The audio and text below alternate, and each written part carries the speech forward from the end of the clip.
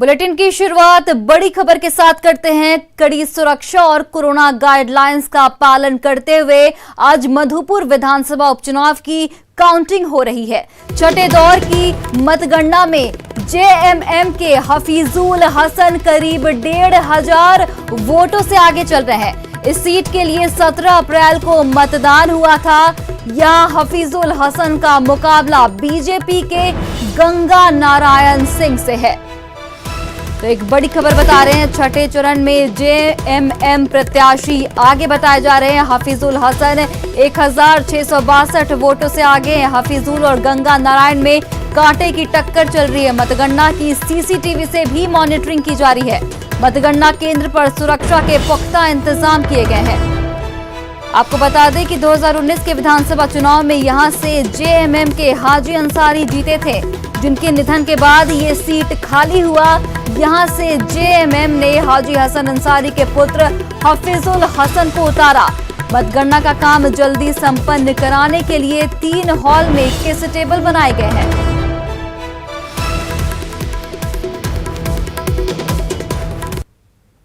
मधुपुर विधानसभा उपचुनाव का मतगणना अभी देवघर चरकी पहाड़ स्थित स्ट्रांग रूम में किया जा रहा है। कुल 6 प्रत्याशियों का आज किस्मत का फैसला मधुपुर की जनता का वोट से किया जाएगा।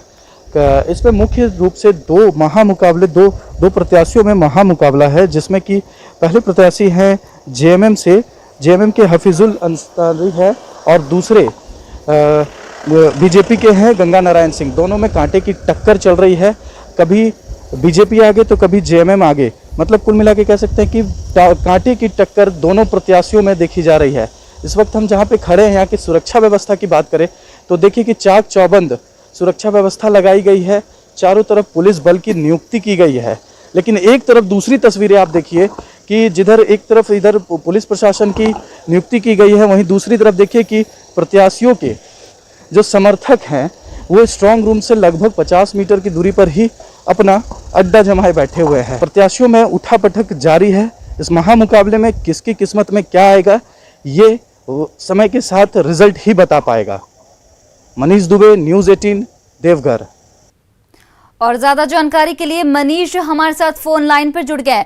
मनीष, सबसे पहले तो आपसे अपडेट जानना चाहेंगे, कितने राउंड के वोटों की गिनती हो चुकी है और कौन आगे चल रहा है इस वक्त?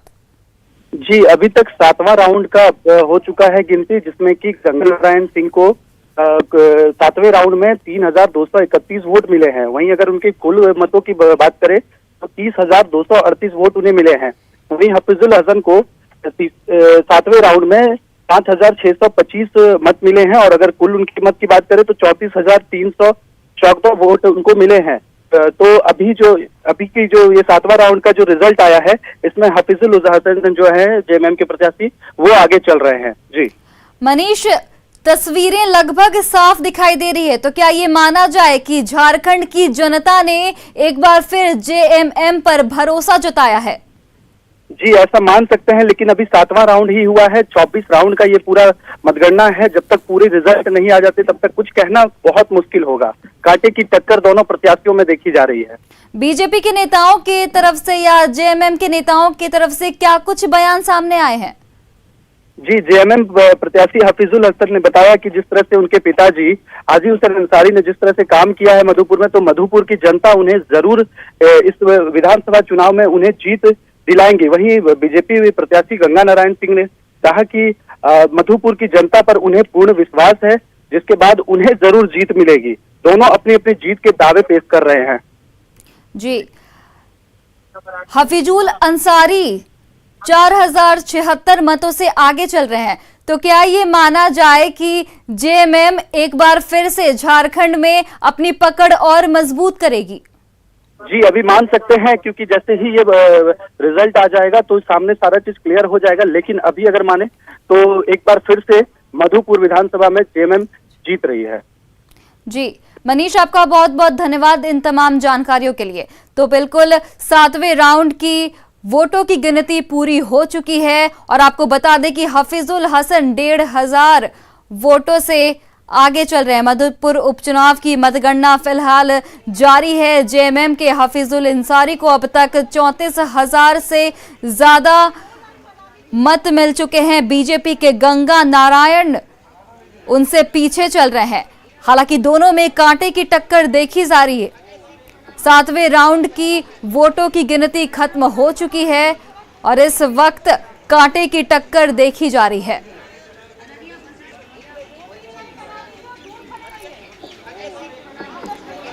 तो आपको बता दें कि छठे चरण में जेएमएम प्रत्याशी आगे हैं। हफीजुल हसन 1,500 वोटों से आगे चल रहे हैं। 7वें चरण की वोटों की गिनती भी पूरी हो चुकी है। मधुपुर उपचुनाव की मतगणना जारी है। कोरोना के संक्रमण में ये भी एक चुनौती भरा है। सुरक्षा के पुख्ता इंतजामात भी किए गए हैं। मधुपुर उपचुनाव की मतगणना इस वक्त जारी है। सुरक्षा के पुख्ता इंतजाम है। कोविड गाइडलाइन का सख्ती से पालन भी किया जा रहा है और ऐसे में कांटे की टक्कर देखने को मिल रही है बीजेपी और जेएमएम के बीच।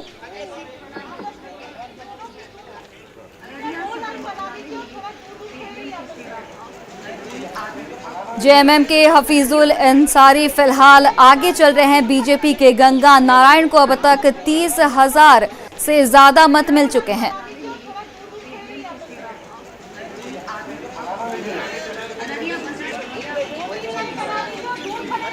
तो मधुपुर विधानसभा उपचुनाव की मतगणना लगातार जारी है। 7वें राउंड की मतगणना खत्म हो चुकी है और अभी तक के जो रुझान सामने आए हैं उसके हिसाब से जेएमएम आगे चल रही है। हालांकि जो 5वें राउंड के रुझान आए थे उसमें बीजेपी आगे चल रही थी, लेकिन छठे और 7वें राउंड में जेएमएम आगे चल रही है। बीजेपी के गंगा नारायण अभी फिलहाल पीछे चल रहे हैं। हालांकि अभी कुछ तस्वीरें उतनी साफ नहीं हुई है।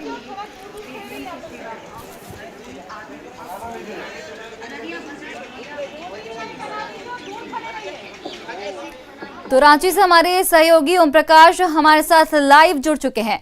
ओम प्रकाश, 7वें राउंड के वोटिंग की मतगणना खत्म हो चुकी है, तो इस वक्त क्या कुछ माहौल नजर आ रहा है? जेएमएम और बीजेपी में कांटे की टक्कर देखी जा रही है।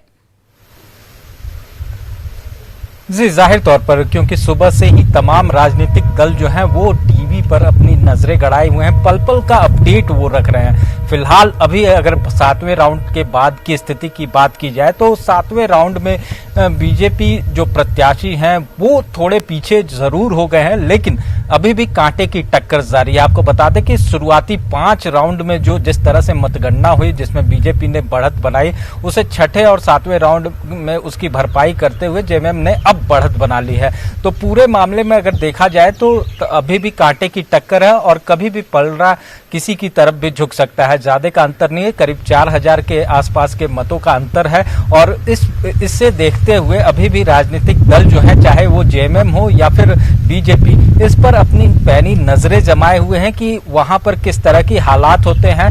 जेएमएम की तरफ से अगर बात की जाए तो फिलहाल जेएमएम अभी भी यही कहता हुआ नजर आ रहा है कि वो वहां पर जीत का परचम लहराएगा। तो वहीं बीजेपी साफ तौर से अभी भी मान रही है कि इस बार मधुपुर चुनाव में, जो उपचुनाव में पिछले 2 उपचुनाव की बात की जाए तो जिसमें बीजेपी को हार का सामना करना पड़ा था, वो उस मिथक को तोड़ने के प्रयास में है और उसका कहना है कि यहाँ पर बीजेपी जो है वो पिछले 2 उपचुनाव के जो हार की बात है उसे अब काटेगी और यहाँ पर जीत हासिल करेगी। तो तमाम चीजों पर अभी नजर है और जेएमएम और बीजेपी अपने अपने दावे कर रही हैं। राजनीतिक सरगर्मी जिस तरह से कोरोना संक्रमण है, चुनाव आयोग की तरफ से भी दिशा निर्देश जारी किए गए हैं, किसी तरह का विजय जुलूस नहीं निकाला जाना है, तो वैसी कुछ तैयारी तो नहीं दिख रही है।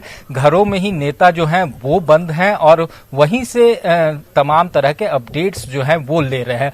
तो थोड़ा इंतजार करना होगा, जिसके बाद जो भी पार्टी जीतती है उसका असर तो फिलहाल कुछ पड़ने वाला नहीं है झारखंड में, लेकिन अगर बीजेपी जीतती है तो उसे बूस्टअप जरूर आएगा। वहीं जेएमएम अगर जीतता है तो जेएमएम भी आने वाले दिनों में जो उसकी स्थिति थी वो और मजबूत होगी, क्योंकि तीनों उपचुनाव में उसे जीत हासिल होगी अगर इस चुनाव में भी जीत हासिल होती है तो तमाम चीजों पर फिलहाल राजनीतिक दलों की कड़ी नजर है, वो हर अपडेट ले रहे हैं। जी ओम प्रकाश, क्या कुछ बयान सामने आया है दोनों पार्टियों के नेताओं की ओर से? चूंकि कांटे की टक्कर देखी जा रही है, तो क्या कुछ बयान दोनों पार्टी के नेताओं की तरफ से सामने आया है?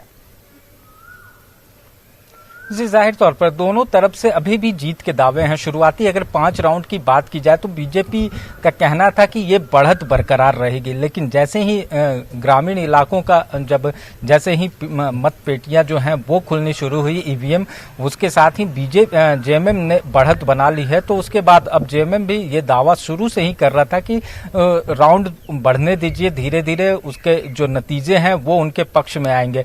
तो जाहिर तौर पर दोनों पक्ष जो हैं वो जीत का दावा कर रहे हैं और अपनी बातों को कह रहे हैं, और साफ तौर से दोनों का कहना है कि वो जीत दर्ज करेंगे और उनके ही प्रत्याशी के सिर पर सेहरा जो है वो बांधा जाएगा। लेकिन अब देखना होगा जिस तरह से ये अभी छठे और सातवें राउंड में जो मतगणना है उसमें जेएमएम ने बढ़त बना ली है, तो उससे थोड़ी जो झिझक है वो बीजेपी में साफ तौर से दिख रही है।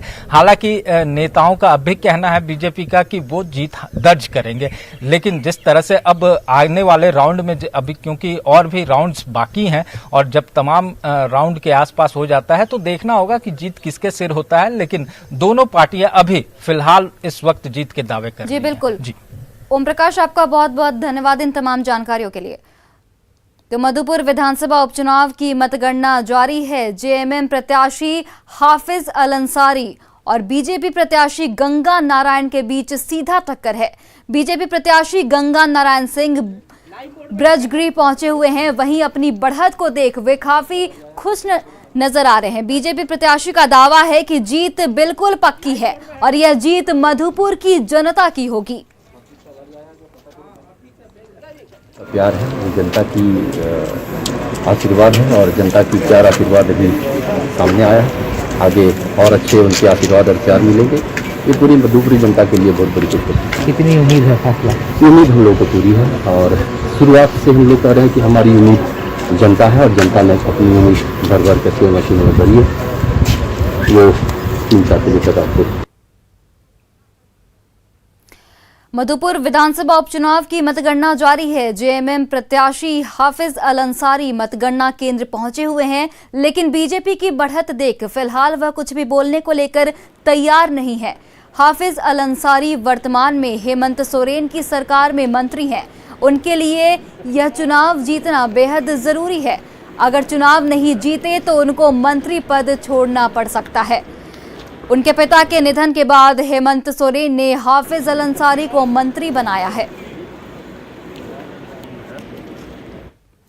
वहीं खबर गोड्डा से है, जहां सुंदर पहाड़ी में डुमरी हाट को बंद करने गई पुलिस पर लोगों ने हमला कर दिया है। इस दौरान पुलिस और पब्लिक में जबरदस्त झड़प हुई है। तस्वीरों में आप देख सकते हैं कि हाट को बंद कराने गई पुलिस पर करीब 200 लोगों की भीड़ ने घेर लिया। लोगों ने पुलिस पर पत्थर बरसाए, पुलिस वालों से धक्का मुक्की की, लोगों ने पुलिस की गाड़ी के शीशे भी तोड़ दिए हैं। सुंदर पहाड़ी थाना प्रभारी के मुताबिक लोगों के पथराव में सुमो गाड़ी के शीशे चूर चूर हो गए। उधर पुलिस प्रशासन ने कार्रवाई करते हुए करीब 200 अज्ञात लोगों पर मामला दर्ज कर लिया है। तो तस्वीरों में आप देख सकते हैं कि किस तरीके से पुलिस बल पर भीड़ का हमला, लोग पथराव कर रहे हैं, लाठी डंडों की बरसात कर रहे हैं।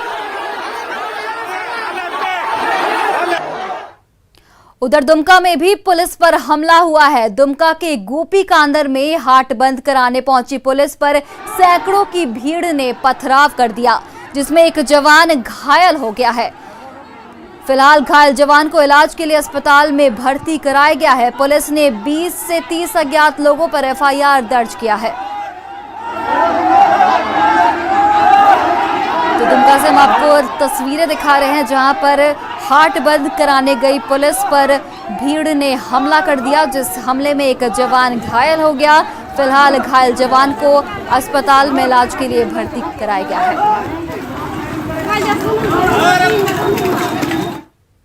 वहीं सिमडेगा के गंभीर कोरोना मरीजों के लिए राहत की खबर है।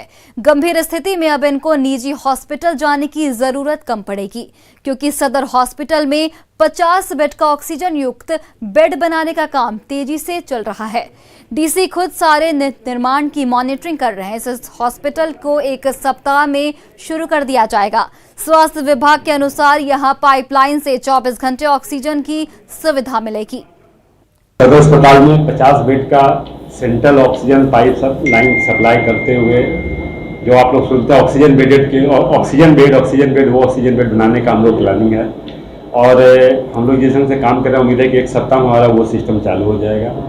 तो फिर उस स्थिति में हम जो बाहर जो अभी बीरू जा रहा मरीज हमारा या कहीं कहीं ब्लॉक में है, उसको हम यहीं बुला के एक जगह लोग ट्रीटमेंट करेंगे। तो फिलहाल इस बुलेटिन में इतना ही। देश और प्रदेश की तमाम बड़ी खबरों के लिए आप देखते रहिए न्यूज़ 18 बिहार झारखंड।